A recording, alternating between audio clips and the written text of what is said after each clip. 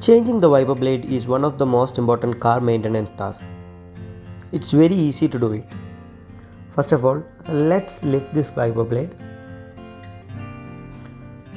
Twist the blade like this.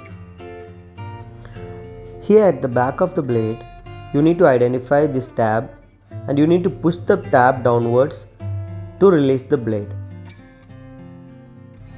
After pushing the tab, hold from the side and slide the blade downwards like this. After that, lift the blade like this and move a little downwards and the blade comes to your hand. It's as simple as that. Fitting this back is also easy, very easy than removing. Just keep like this and straighten that up and just slide to the top. The blade is secured. If you feel the video is helpful, please don't forget to hit the like and subscribe button. Thanks for watching.